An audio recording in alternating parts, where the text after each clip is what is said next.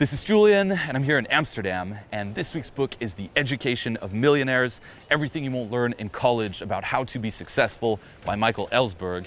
And before we dive into it all, okay, just to be clear, the message here is not for you to just quit college, okay? Don't watch this and be like, you know what? Fuck college, I'm just not gonna go, or fuck college, I'm gonna quit tomorrow, okay? That's not the message. The message is more so just to think a little differently about today's educational system, okay? It's not necessarily what it used to be. It may not be that relevant anymore, and even if you go to college, there are certain skills that you have to develop outside of college, okay, if you want to be successful. And this is actually a book that I read a few years back myself, having quit college in Switzerland and moved to America.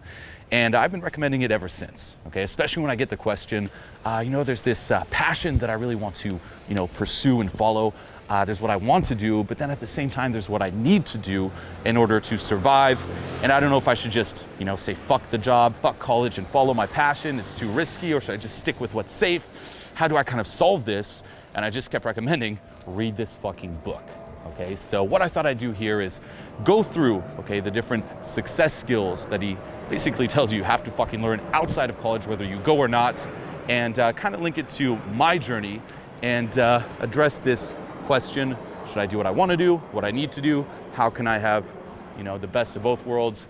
Enjoy. So the way he starts this book, and I absolutely love this, is you've been fed a lie, okay? And that lie is, if you study hard in school, get good grades, get into a good college, and get a degree, your success in life is guaranteed, okay? And this is what everyone tells you. Society, your teachers, your parents, your friends, the way you're conditioned, it's like, hey, go to college, study hard, get the good grades, get into a good college, and you are set for the rest of your life. You don't have to worry about a thing. You just gotta struggle, until you get that fucking degree and you are good to go, okay? That's the college dream, if you will. And what he says here is that this might have been true 50 years ago, but not so much today, okay? Today, you must also educate yourself in the real world skills, capabilities, and mindsets that will get you ahead outside of the classroom, okay? And this is true whether you go to college or not. College is simply not enough anymore, okay? And he makes the difference here between practical intelligence, not just academical intelligence, okay? And with college too, okay, don't get me wrong, and he says this too, there are many wonderful things you can learn in college. For example, expand your mind, sharpen your critical thinking skills, get exposed to new ideas, new perspectives, bask in the cultural legacy of the world's greatest thinkers, so on and so forth.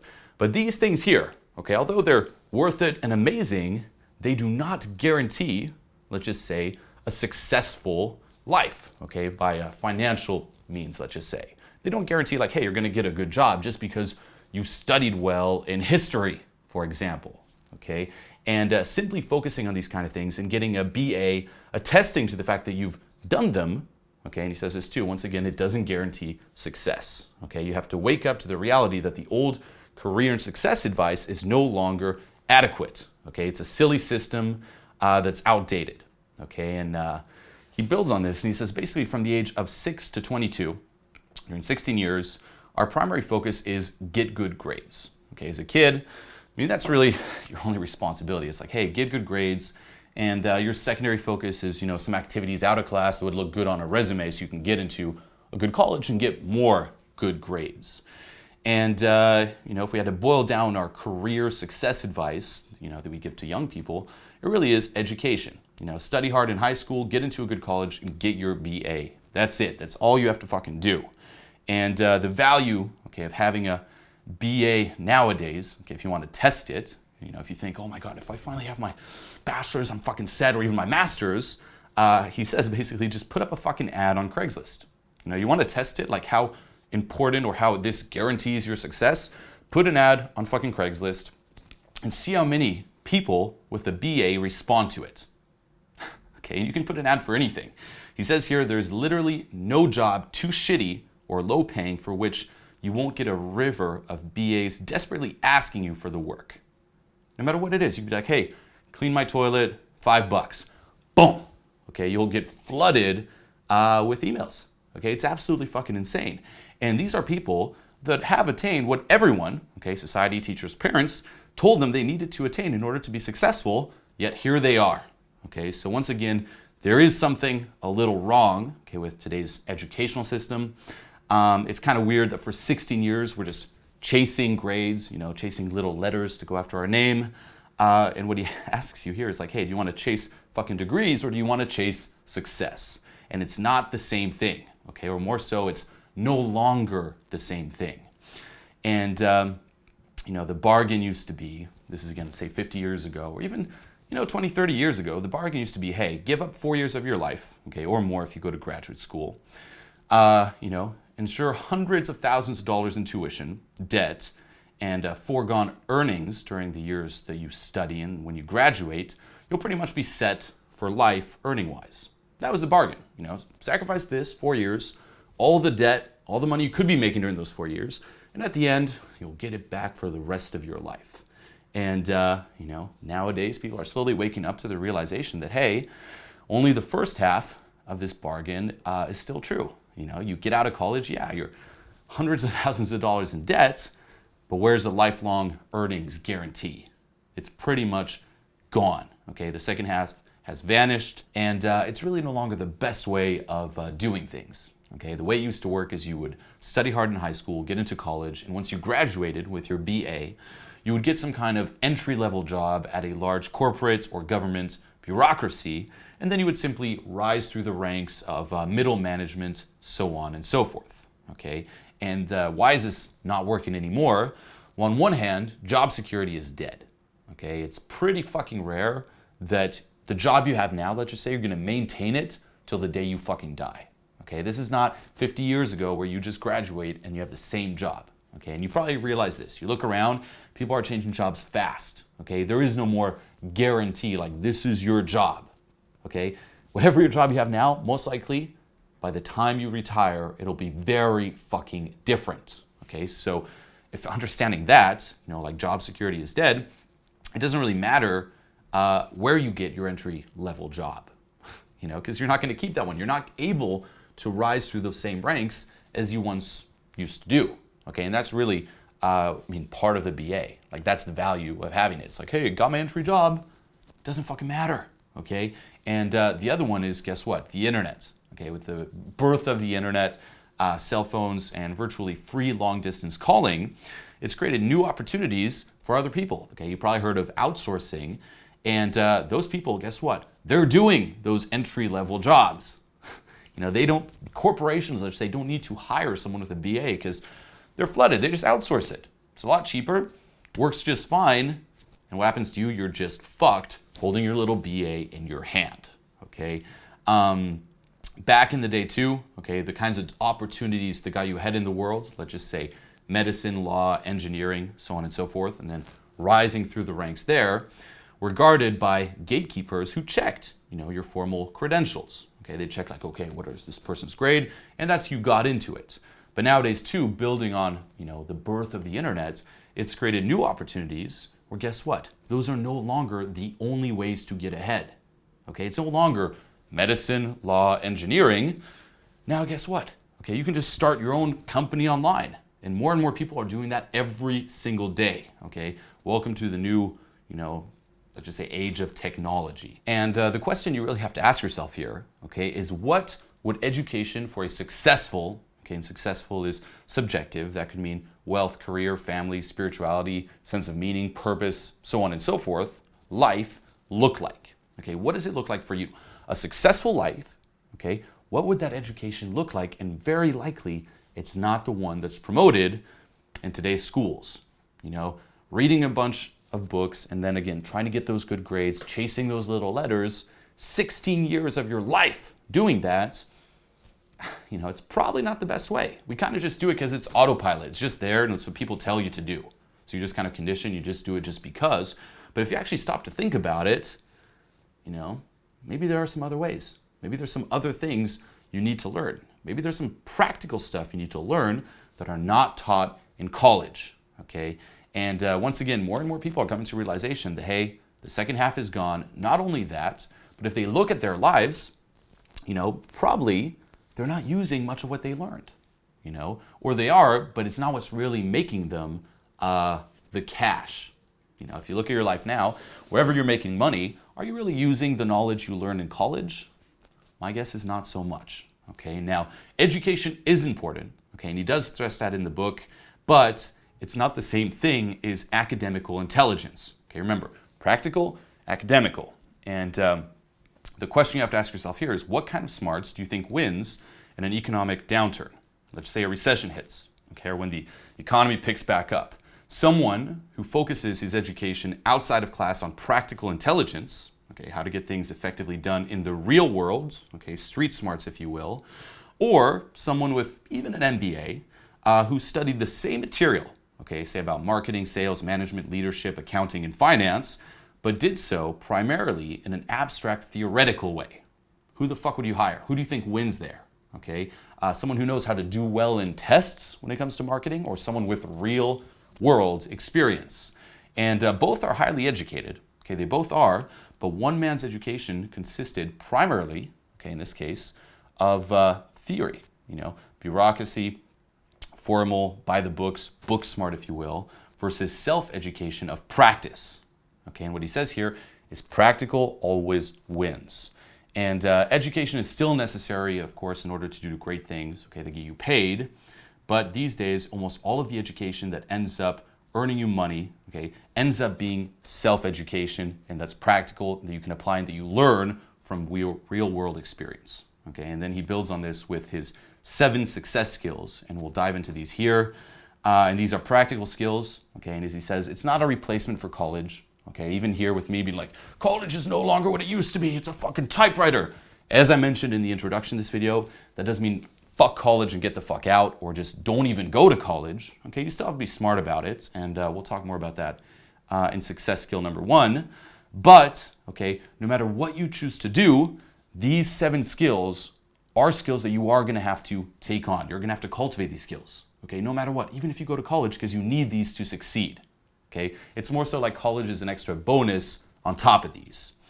So the first one is how to make your work meaningful and your meaning work, okay, or how to make a difference in the real world without going broke.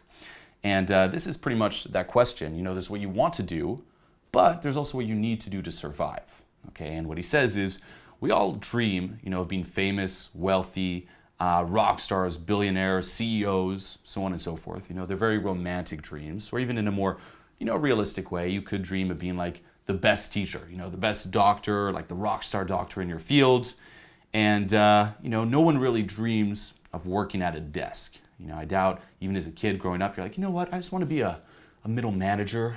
That'd be like, that's my dream. Fuck no. Okay, you dream again of those extreme romantic fantasies.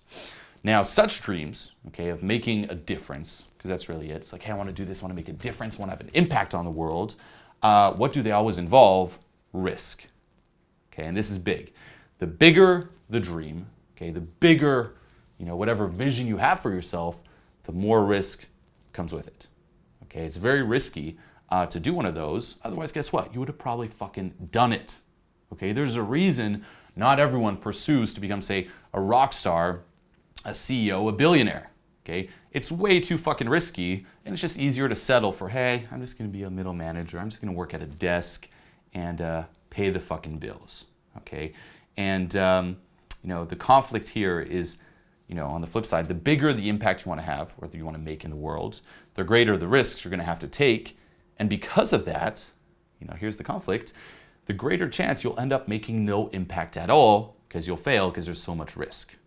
And this is what blocks a lot of people from, say, pursuing their dreams.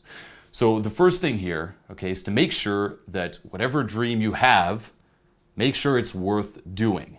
Okay, make sure this is something you're just compelled to do. Okay, and he takes the story here of David Gilmour, and he was starving and broke in Paris, like completely broke, no money, couldn't even buy food. And if you saw him then, you would never assume that he would become successful. Okay, yet, say a couple years later, he moved back to London and joined this small band at the time called Pink Floyd. Okay, and then of course he made it, bigger than you could ever imagine. And here he interviewed him and he asks him, what's your secret to success? And David told him, like, hey, I just got very fucking lucky. I played, luck really played a big part. A lot of people I know had the same determination I had. They followed the same path I did, and they didn't make it. They weren't successful at all, and they probably would have been a little bit more successful if they just continued their fucking studies and didn't make that leap. Okay, so this is not a path I'd recommend, he says, unless you're 100% or 110% convinced that your passion was something that you had to do and you'd be willing to forsake a lot of other things for it. Okay, so that's step one. Whatever you want to do, and we all have our dreams, you better be sure it's worth it. It can't just be like, yeah, I want to, I guess. Well, this would be interesting. This would be fun. No, you're fucking compelled to do it. Okay, and linking this a bit to my story, like I'm originally from Switzerland. I grew up there. I followed the, hey, get good grades, and I did. Okay, and I got into a really good college, business school in Switzerland. And I hated it. Okay, absolutely hated it. For me, once again, it's like I didn't know any better. I was just following the steps that society told me to follow. It's like study well, so on and so forth. Now, since the age of 8, okay, at the same time, I started playing guitar and I developed a huge passion for music. Okay, now the real passion, behind the music was more so self-expression. Okay, and when I quit college and moved to America, originally my goal was to play music. People tend to think that I moved there with the game plan of teaching, let's just say, dating advice. I had no idea I was going to do that. Okay, for me, when I moved there, in Los Angeles, I arrived with my suitcase, my guitar, $5,000, and I was at the airport. Okay, and I had no game plan.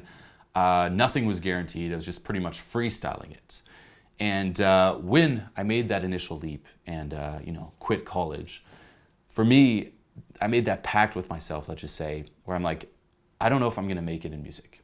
I don't know if I'm ever going to make it big. I don't know if I'm ever going to be able to live off my passion. But even if I don't, and even if I live a horrible life of just being broke, going through all this bullshit, that's fine because I'm doing something that I love. Okay, for me, I just didn't have a choice. It's not something I could compromise. It was something I was just compelled to do. Okay, and funny nowadays, okay, funny enough, guess what?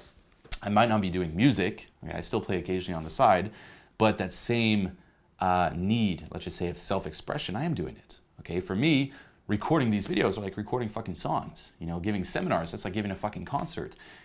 Different ways of explaining these concepts. That's where the same creativity comes into play. So in a way, I was very lucky too. Luck played a huge part.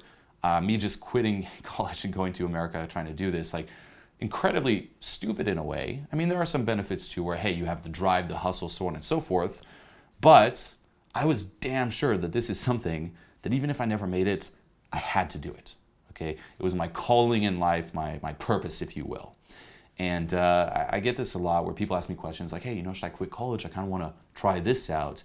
And that's not enough. Okay, it's not I want to try this out. It's this is something I need to do. This is what I was born to fucking do. Okay, you have to make sure.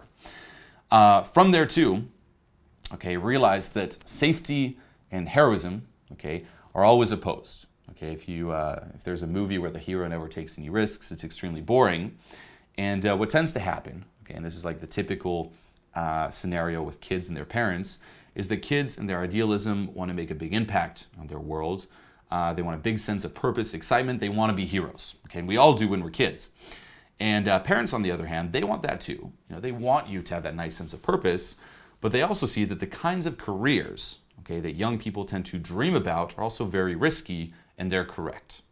Okay, and naturally, they're going to protect their kids and look out for them. They tend to advocate safer, less risky, more predictable, more conformist paths. And from there, you have the classic family drama where, parents save up, they scrape by for years to send you to college. And then you either don't want to go to college or you go to college, and the typical scenario is like, hey, I'm going to go study art.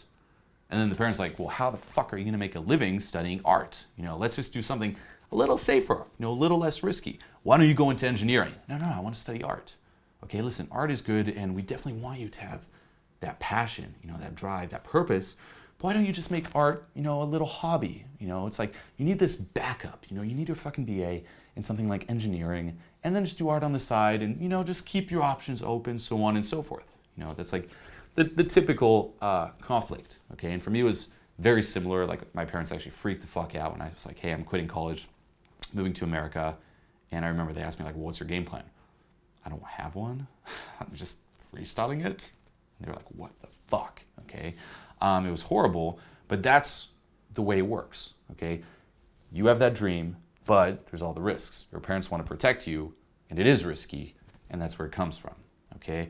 And what he says here is that if you're too far on either side, you're fucked. Okay. That's when you're unhappy. If you're too far in the dreams, the idealism of wanting to be a hero, you're going to, ignore, let's just say, the real risks, and you're going to end up, the way, let's just say, David Gilmour could have ended up, broke, starving, and literally fucked. Okay.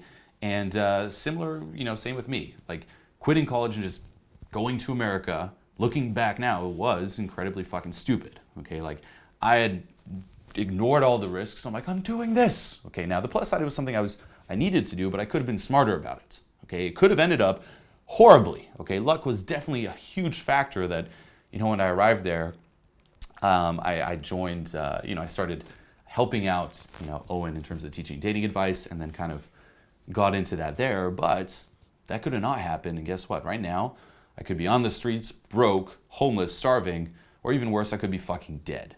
Okay, so if you're too far on that side, you're fucked. And if you're too far on the conformist, I'm going to play it safe side, you're fucked as well. Okay, you're killing your dreams. It's a life of quite desperation, and you're not going to be happy. You're not going to feel satisfied. Okay, and the key here, and this is again the success skill number 1, is you need to learn how to navigate gracefully among dreams, risk, and ruin in the real world marketplace. Okay, you need to know how to find that right balance between the two. And realize too, and this is important, that there is risk no matter what. You tend to think, well, if I pursue my dream, whatever dream you have now, it's incredibly risky, but guess what? If you don't pursue it, it's risky too. Okay, if you pursue it, as I mentioned before, you're gonna end up broke, homeless, starving, so on and so forth.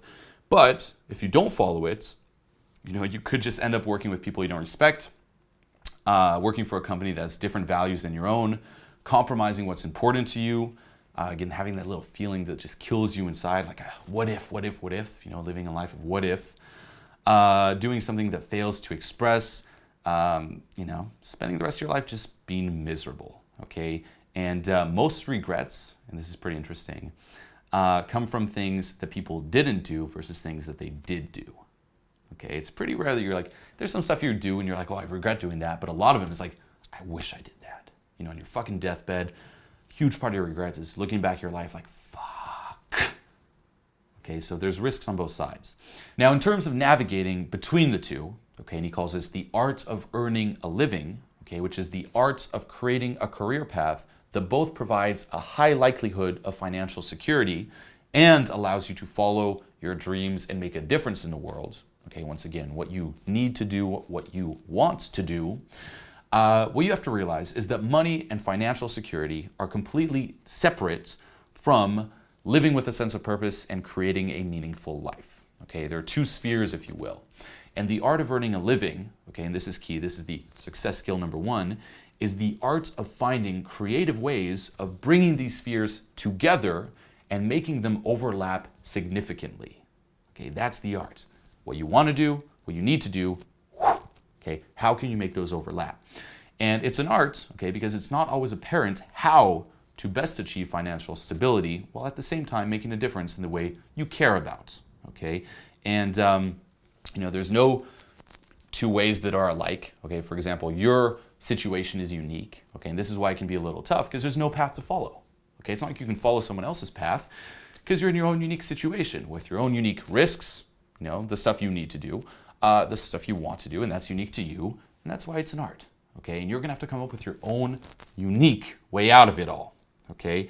And, the major pitfall here too is that people have this black and white view of it, where they're so conditioned just being like, it's money or your dreams. You can't have both, that they overlook trying to make them, overlap. It's like you're either a cog in the machine or you're singing on stage, when in reality there's a lot in between, okay? And the 4 steps here that he basically breaks down in terms of aligning your money with your meaning is 1, okay, don't gamble, don't just quit, okay? And that's what I did. It was a gamble, okay? I was lucky, but once again, it was a gamble. If you're just thinking right now, fuck, I'm just gonna pursue my dreams, fuck the risk, be careful, okay? There are more strategic and let's just say smarter ways of going about it. And step one here, okay, out of 4, is get on your feet financially.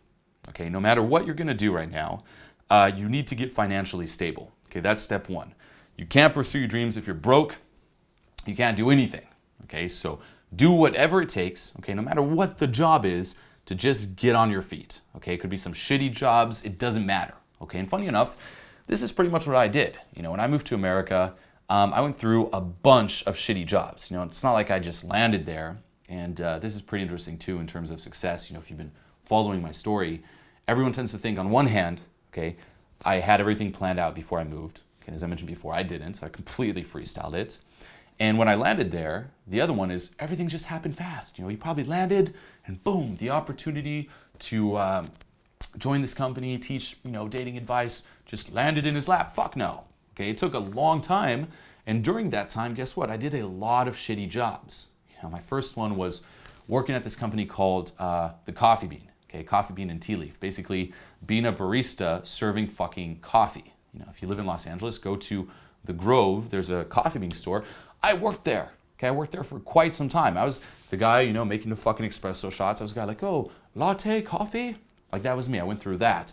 I went through a job of working at a clothing store. Okay, funny enough, at the Grove as well, called Lucky Brand Jeans. Okay, I'm like, oh, what kind of clothes? Oh, jean size. Let me give you another pair. I did that. I went through working phone sales. Okay, like calling up and basically selling car warranties. I worked then on selling actual cars. Okay, for Honda in Hollywood. I then worked internet marketing. Okay, basically putting up dating ads on websites like Plenty of Fish or Facebook. And then I got into what I'm doing now. Okay, but I didn't give a shit. It's like, guess what? You have to go through all the little bullshit jobs. You can't skip ahead. Get on your fucking feet, okay? Get some money coming in. This is what everyone did, okay? And guess what? If you think someone didn't, they might just hide that part of their lives better than others, okay? Everyone does this. Step 2 is once you're on your feet, that should be only priority until you are, but step 2 is once you are, create more room for experimentation, okay?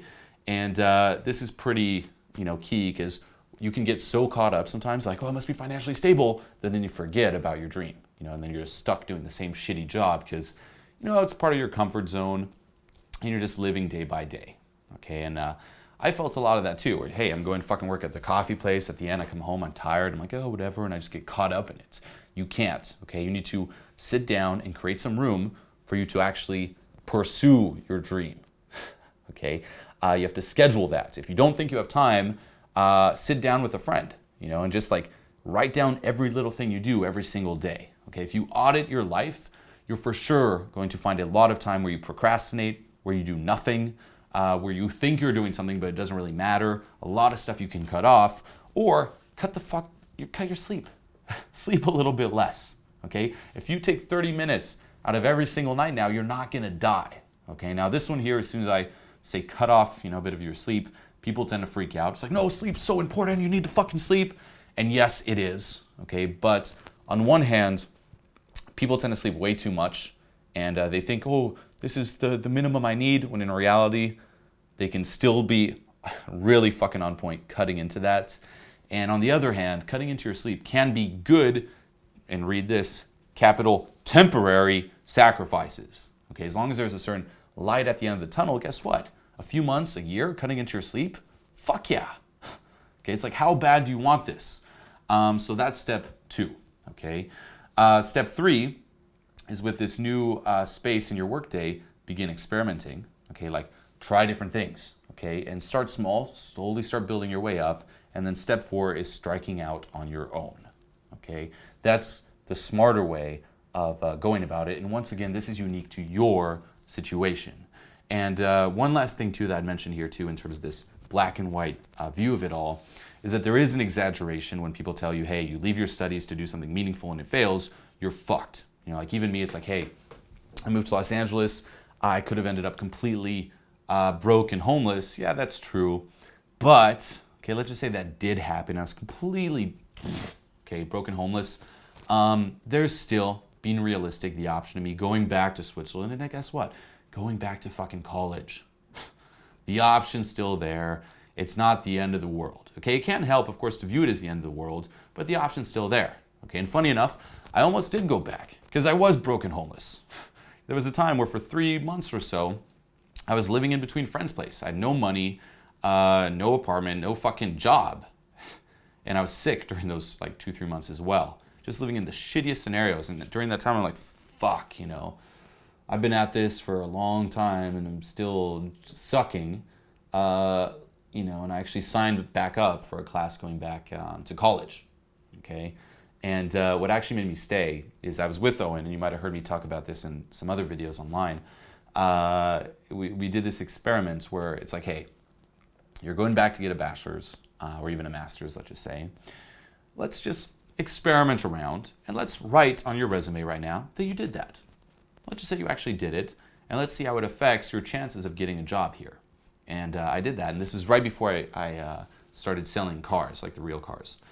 I remember applying all these different places, saying I had a bachelor's from the university I was planning on going back to.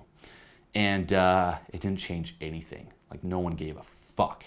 And what I basically realized is like, man, me going back now to go to college is basically delaying this moment. You know, it's like 3 years of just going through the motions of getting the grades, but guess what? In 3 years, I'll be back in this exact situation. So from there, I just decided to stick at it, hustle all out, and thank God it paid off. But, okay, if that's your fear too, oh, if I leave, it's just black and white. Okay, it is an exaggeration. And at the same time too, even if you fail, a few times, and I definitely did, guess what? Real world education, you learn from it. Okay, learn to fail fast, fail more, develop a different and more realistic relationship with risk. Okay, it's not death, and we always fucking exaggerate it.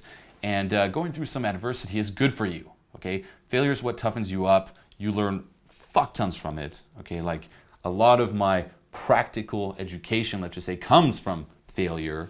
So, increase the failure. Just go get it fast, get it out of your way. Most of it out of your way. You're going to have it till the day you die. But the more you fail, the more you're going to learn. Okay, so that's the first skill. The second one, okay, is doing this. You need to find great mentors and teachers. Okay, connect with powerful and influential people and build a world-class network. Okay, and what tends to happen is that most people view college as a learning experience. When they're done with college, they're done learning. It's like, man, as soon as I'm fucking done, as soon as I have my fucking bachelor's, I'm burning all the books. Okay, fuck it, it's over.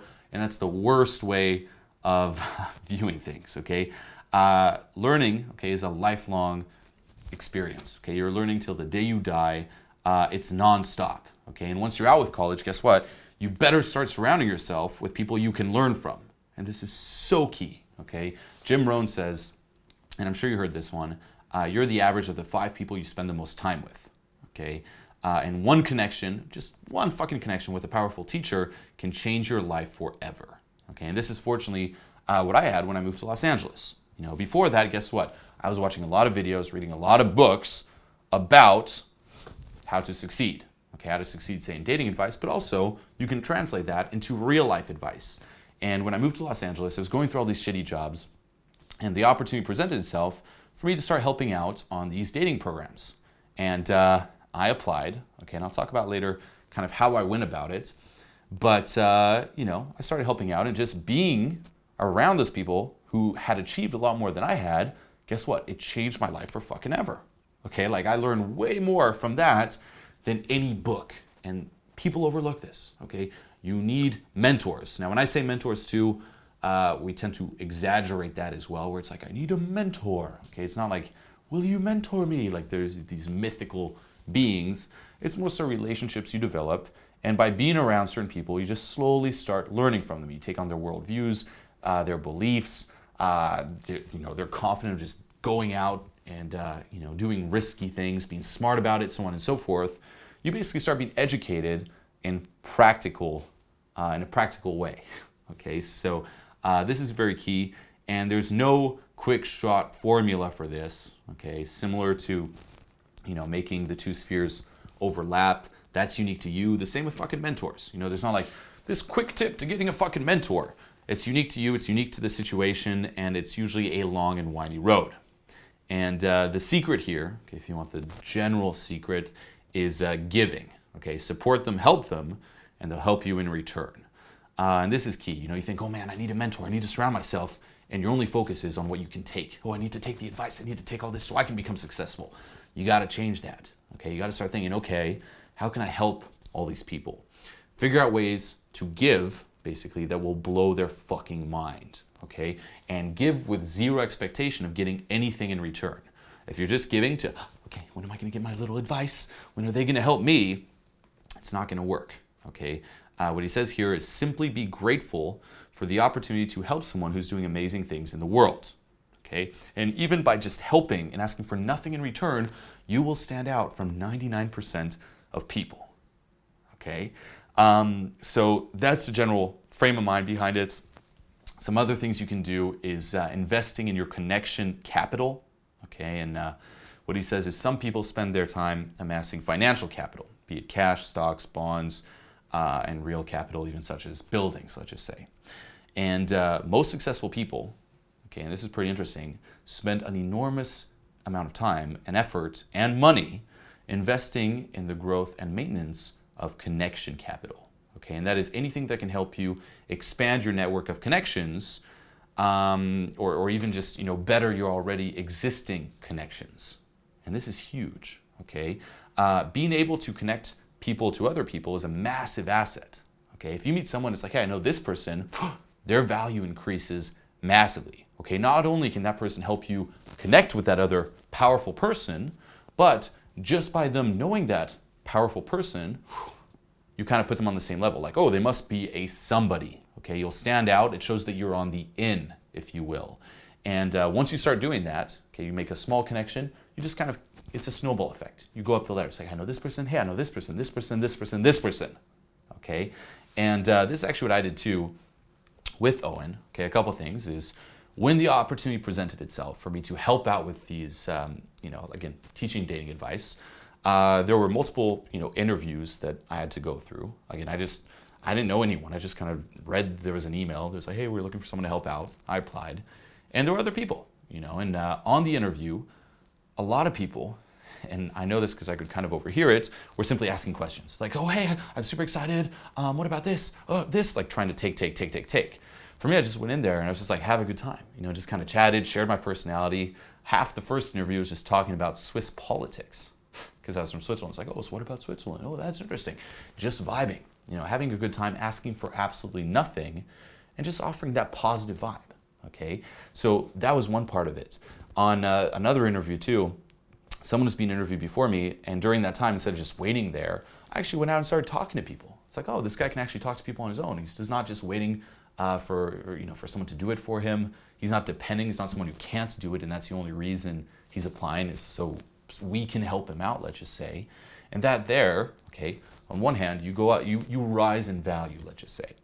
The other one, in terms of connection capital, is I did know, I went to a few events before that, okay, so the people in the company kind of knew who I was, I stood out, and we'll talk about this in another success skill in terms of building your brand. But the other one is I befriended an assistant of another person working in that company.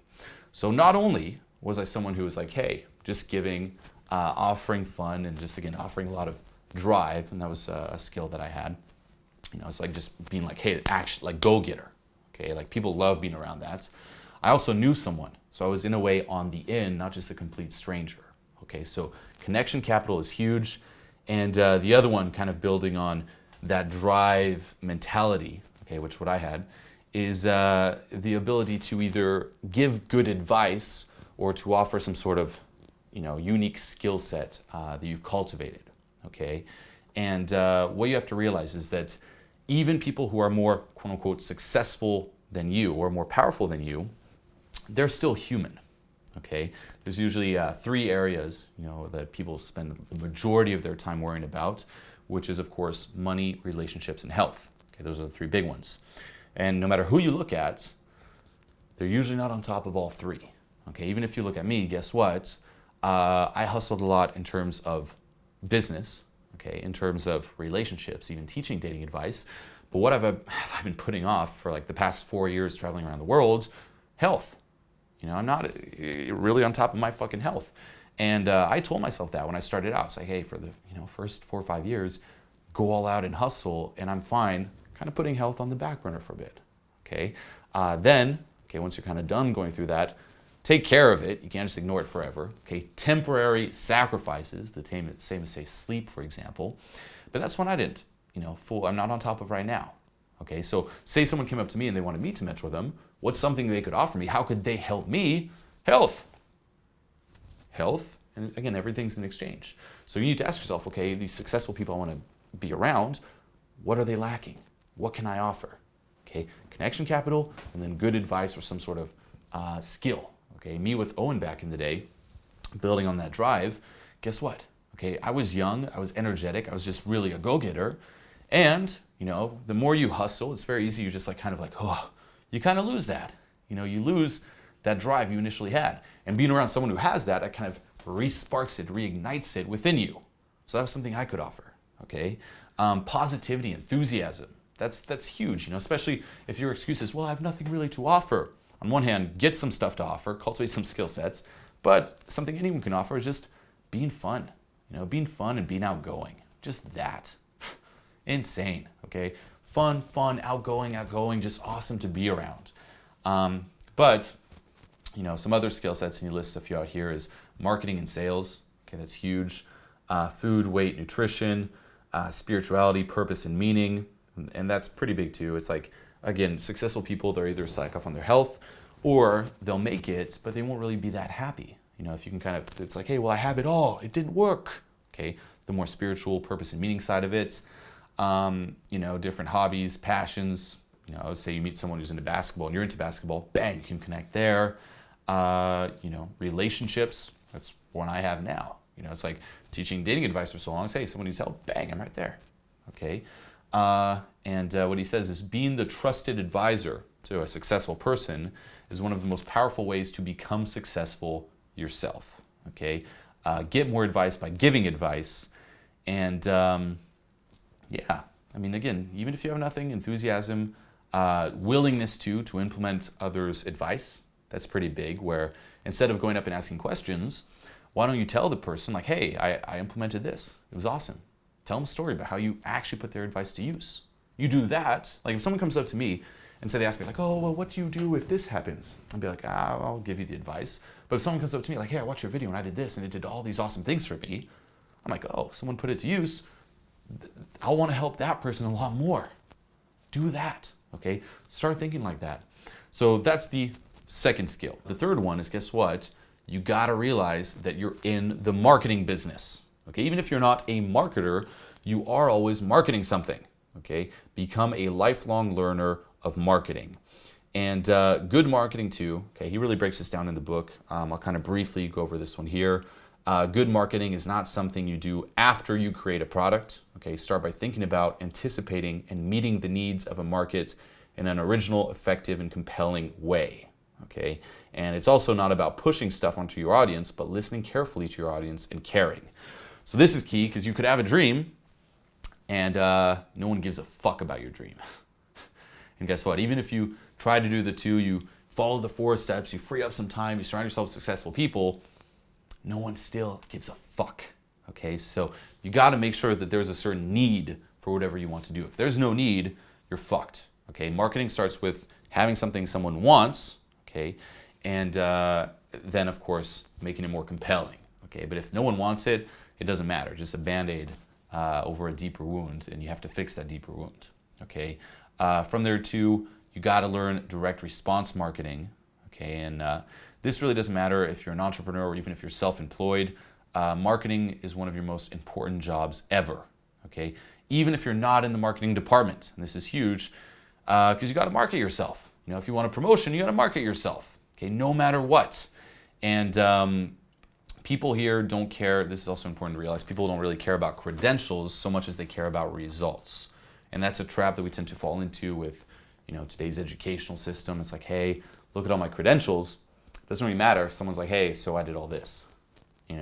I figured out how to bring in more business because I know fucking marketing. That person's gonna stand out a lot more. That person's gonna be a lot more valuable, okay? And he writes down, there's no better way to rise up in the ranks of your corporation than bringing in new business and coming up with ideas that brings in new business, okay? And even if it's not in your job description, that's a fucking excuse. do it anyway. Okay, start thinking outside the box. And lastly too, your job's not as secure as it used to be. Okay, job security is dead. This is a skill that will help you in the future, no matter what. Okay, marketing. I don't care who you are, get on top of that.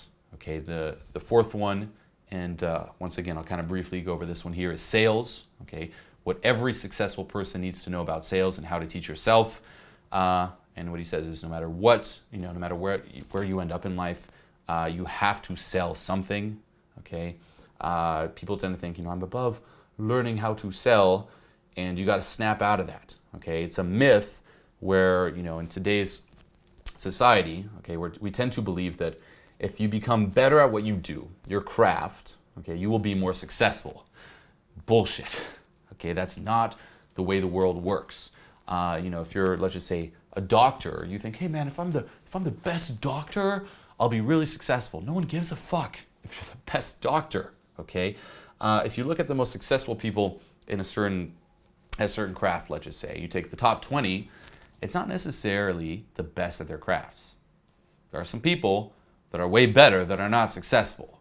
The same as in even the fucking music industry. Are there some people who are just way more talented who are not successful? Yeah. Guess what? Okay, you need to learn how to become successful, and that goes hand in hand with marketing, sales, and leadership. Okay, marketing is get people who don't know about you to know about you. That's successful marketing. Building on that with sales, the ability to take someone who knows about you, but who has never given you any money, and turn them into someone who knows about you and who's also giving you money. And then leadership, that's the ability to change the hearts and minds of people. Okay, and it's not controlling people, that's a fucking myth too. It's the ability to define a future you have no control of. Okay, kind of to inspire people, and those three just blend into each other. Get on top of those. Okay, no matter what, even if I'm just the artist, you gotta do this. Okay, the fifth one is how to invest for success, and he calls this the art of bootstrapping. And bootstrapping is the strategy. Okay, it's basically a strategy that involves getting to the point of profitability as quickly as possible, even if the profits are small, and then continual reinvesting profits to fuel growth. Okay, so as I mean, get some money in, and then instead of just wasting that money, reinvest it in yourself. Reinvest it in learning new skills and self-education and whatever business you're building. Reinvest. And don't invest more. Okay, I mean, of course, break the rules at times, but don't invest more than the profits you make. Okay, this will allow you to fail, but in a way where you survive the failures and you don't end up completely broke or in debt. Okay, and what he says here is that most people, instead of bootstrapping, charge the boots on a credit card. Okay, and this is what we tend to do.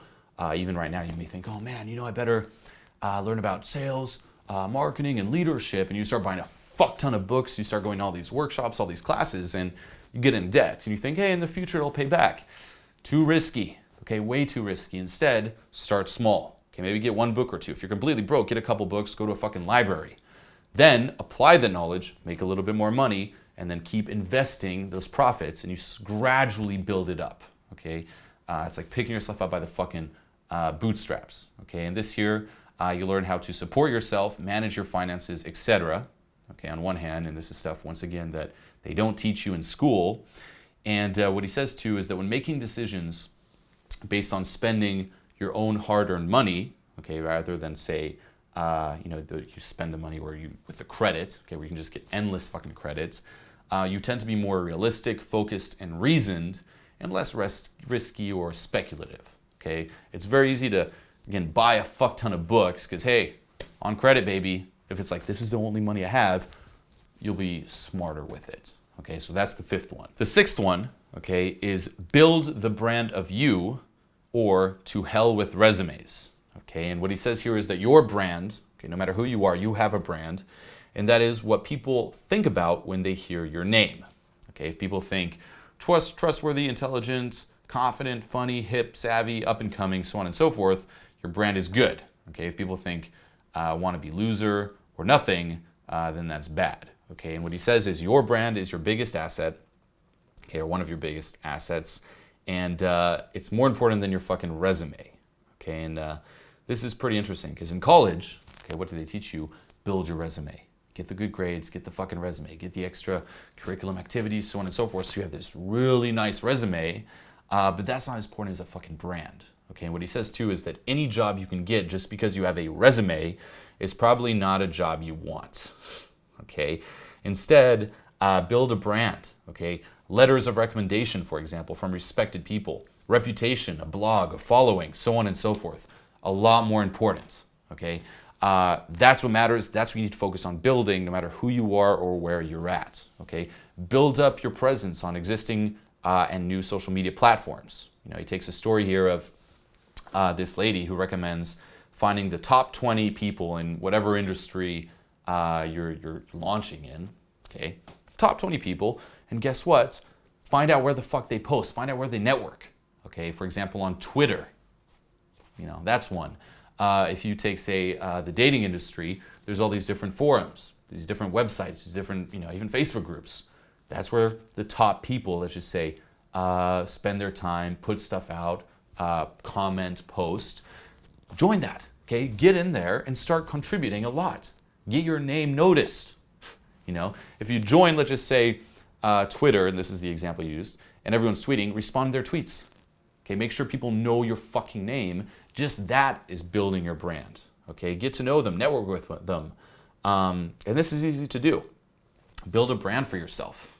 Okay, and it kind of goes hand in hand with, guess what? Investing in your connection capital. Don't hide your personality either, okay, out of fear and playing it safe. Put your personality out there, express your original personal brand. Okay, that's what's going to stand out. The more personal, the better. And once again, he really hammers this home. Don't play it safe. Okay, you got to remove that from your fucking vocabulary. And this is what school really teaches you too. Play it safe, conform, stick to the crowd, fit in, don't stand out, so on and so forth. Snap the fuck out of that. Okay. And a question that you get a lot too is, should your brand be your own name? And the answer is yes. Okay. Even if you work for a fucking company, always build your brand around your name. Okay. Huge, huge, huge. You need to market yourself, your name. He even recommends getting your own domain. Why? Okay, because people care about you more so than the company, even if you work for a company. As I mentioned before, job security is dead. If you build it around the company, and let's just say you don't work for them, you are fucked. People need to know about you. Build it around your name. And lastly here, okay, the 7th success skill is the entrepreneurial mindset versus the employee mindset. Become the author of your own life. Okay, and some of the big distinctions here are contribution versus entitlement. Okay, the entrepreneurial mindset focuses on contribution. The employee mindset focuses on entitlement. Okay, and that links back to the give philosophy. Okay, even in terms of getting mentors, like, well, how can I help them? How can I help this person? How can I contribute here? Versus feeling entitled, like, I deserve this. People should help me. How dare even they fire me, thinking you deserve something. It's like, no, fuck that, okay? Stop thinking you deserve something and just start giving, okay? The more you put out there, the more you will get in return, okay? Another big one is entrepreneurial mindset focuses on outcome versus output, okay? And this is pretty interesting. Some wonderful outcome will come from all this output of work is just an illusion, okay? We tend to think that, hey, the more I work, the more I study hard, the more I just do all this, success will come. Not necessarily, okay? You can be a motivated person, but you can also be a motivated fucking idiot. You have to play it smart. You need to focus on outcomes, okay? Instead, what outcomes specifically do you want to create in your life? And then, okay, relentlessly engage in only the activities directly related towards producing those outcomes in your life, okay? And this is so key. Just because you're working a lot, don't expect something to come. Focus on the end result. Okay, it's like, this is what I want, and then backwards engineer all the different steps to get there, and only do that. Okay, and once again, it's not necessarily what you're doing during those 16 years of your life in college. Everything you're doing there, it's a lot of output, doesn't necessarily guarantee the outcome. Okay, another one here is sorting for what's needed versus requested. Okay, so for example, a lot of people, it's like, what do people request of me? That's like the employee mindset versus this is what needs to be done. Stepping out of your job description.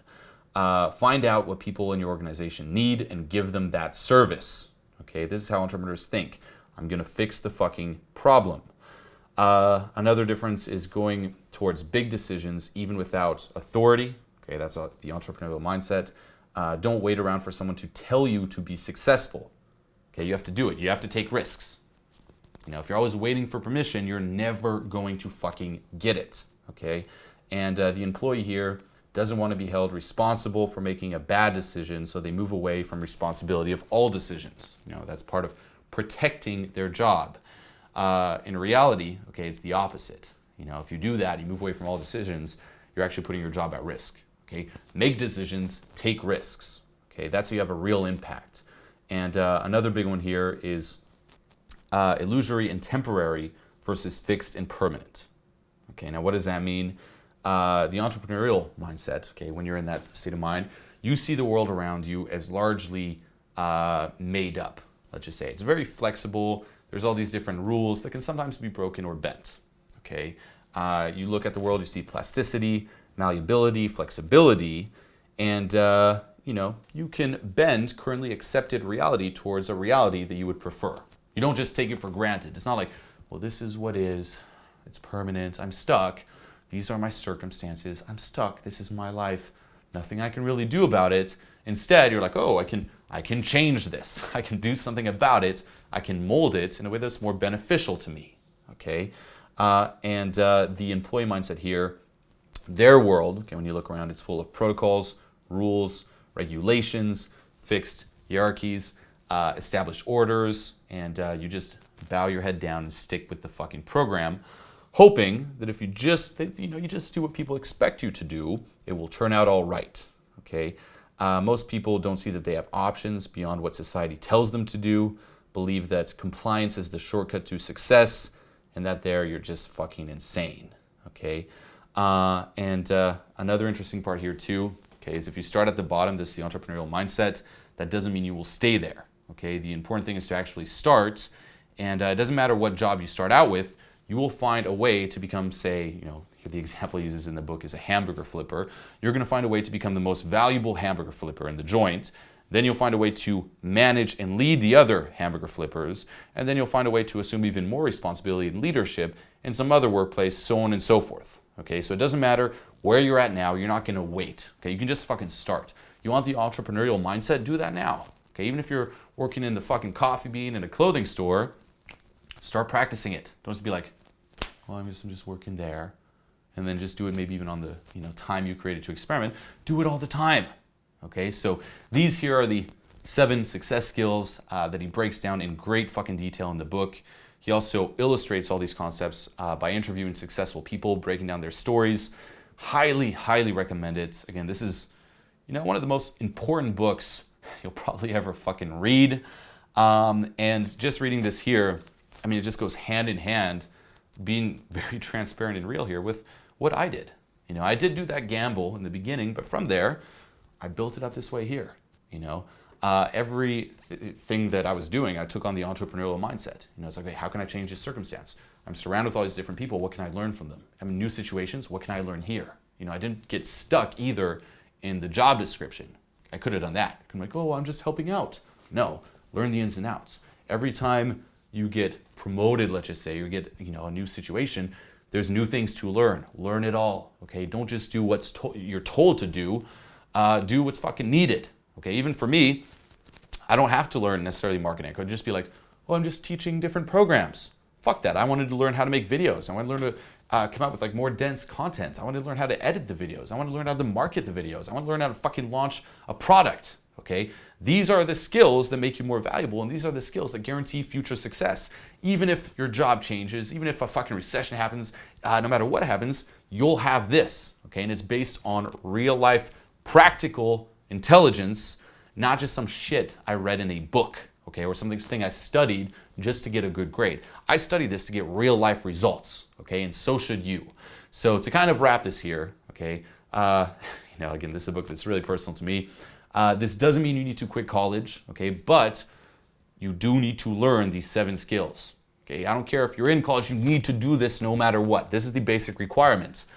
start thinking, what are your dreams? What do you want to do? What will give you life of purpose and meaning? Okay, and then slowly start trying to be creative, how you can make those spheres overlap. Okay, start networking. Okay, invest in your connection capital. Build different skill sets that are valuable. Okay, things that you can trade, for example. Okay, someone needs something. Someone has something you want. You have something they want.